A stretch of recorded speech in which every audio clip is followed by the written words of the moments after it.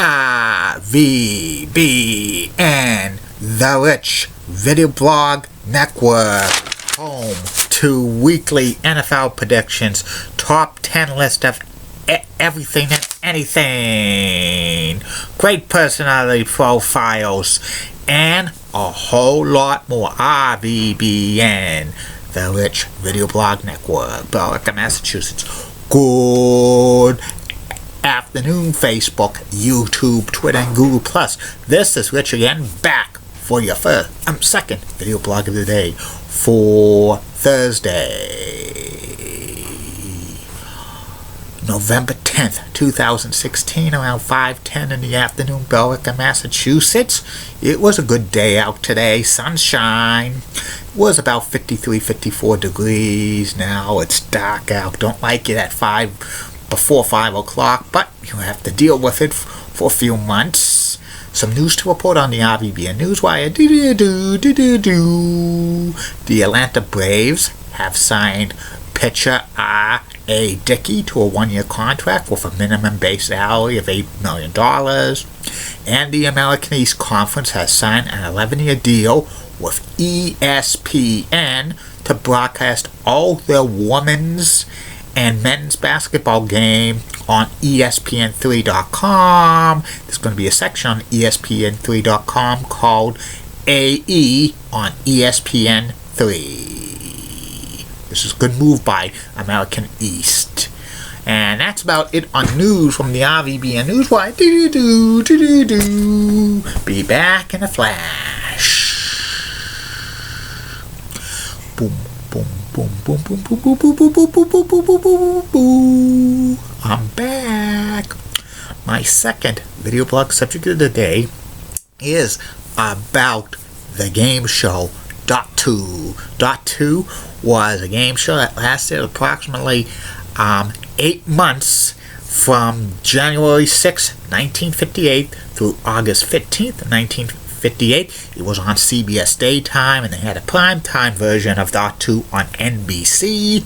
It was hosted by Jack Nas. This was his first national game show, and it was created by Al Schwartz and Snag Veris, and the announcer was Ralph Paul.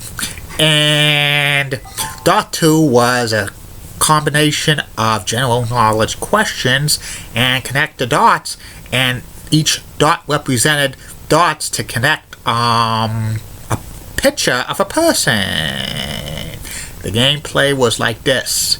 There were two contestants, a champion and a challenger, and Jack would ask a general knowledge question, and contestants who got it right, the value of the dots would be from 5, 7, or 9 dots.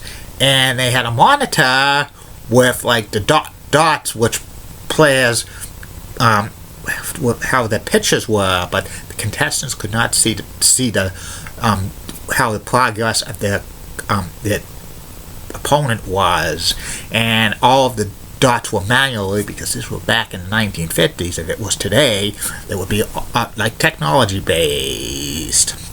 And once they got 25 dots connected, there would be a clue to the person with the dots being connected. And at any time, like, the contestants could answer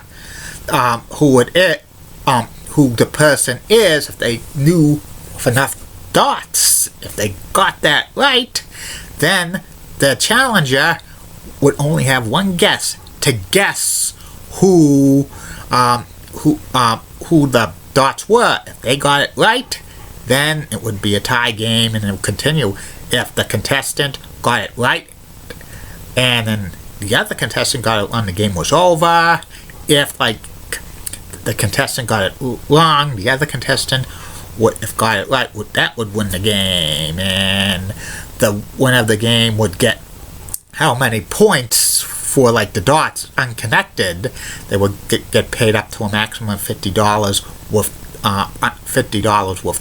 the dots being unused, and also in the primetime show they would get paid 10 times that amount, $500. And towards the end of the game they had a home viewer sweepstakes of like dotto, and they would call somebody up and Jack would answer them a question about try to guess the person connecting the dots. If they got it right, they would win a trip or another prize. If they got it wrong, they would get like parting gifts from the sponsor, which was Colgate Palmolive.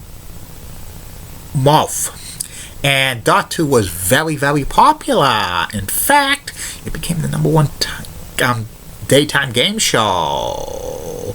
And then NBC decided to have a primetime version of it, which debuted on July 1st, 1958, and it only lasted a few weeks, because when there was a taping of dotto in May of 1958, one of the standby contestants, Edward Higemeyer, was backstage, and it was the contestant Marie Wynn, who eventually became a writer. She was a contestant on dotto. Edward saw a notebook belonging to Marie, and this notebook contained questions and answers that were going to be on dotto.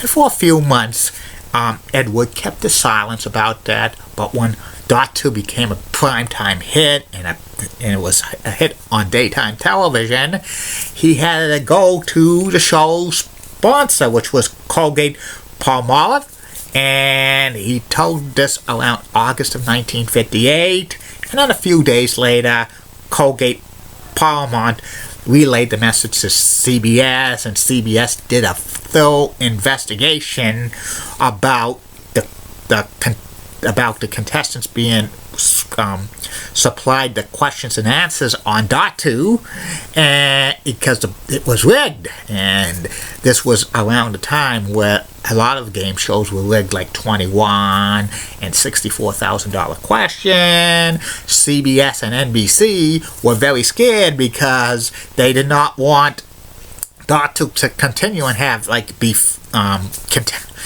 fixed. So the show was abruptly canceled in August 15th, 1958. The daytime version and the primetime version all on the same day, and they did tapings for dotto. And in the next set of tapings that were supposed to be on Monday, one of the producers of dotto took Jack Nas, the host, out to dinner, and Jack had a martini, and the producers gave him a second martini. And the producer says, "Don't go into work Monday. The show's been canceled." Jack did not know the show was canceled because of the rigging. And Jack had to take a lie detector test, or a polygraph test, and he was clean. He did not know anything about the rigging of the show, which that probably saved Jack's career. And the producers of dotto were going to have an album put out of Jack Nas Seen a Polka, and this was supposed to be like in September of 1958. The record was released, and it did a decent success, but it could have been a smash hit if dotto was on the air, continued to be on the air around that time. So Jack potentially lost a big check. It could have made millions of dollars, but he was honest, and he did not know anything about fixing, and it was very, very disappointing to see dotto get axed after 8 months. I never saw the game show, but I read it looked like a big winner. And episodes of dotto were destroyed because back then in the 50s, daytime television did not save videotapes because they were expensive, and the primetime version, because it was shot in kaleidoscope. They saved their programs, but the sponsors, Colgate Palmolive, ordered those shows destroyed, the primetime shows. But there's a few dotto episodes lurking on YouTube. And that's about it on that. I'll be back with the third and final video blog of the night, which will be top 10 list of the top 10 greatest shows in MTV history. Keep calm, everybody. I'm a Julie Bennett guy. Molly Rose Blood, WCCO. Roxanne has nice legs. Elizabeth Hutt, so stunning, she's the best. Amy Squeezy's awesome. Awesome Amy. Linda Church of WPIX Channel 11, New York. Is such a rocking cougar. Got the best legs in New York City. And Barbara Gibbs of ABC 11 has a sweet southern accent. And the best legs in Raleigh, North Carolina. And in the words of Triple H, are you ready? Are you ready? Let's get ready to suck it. Bye now.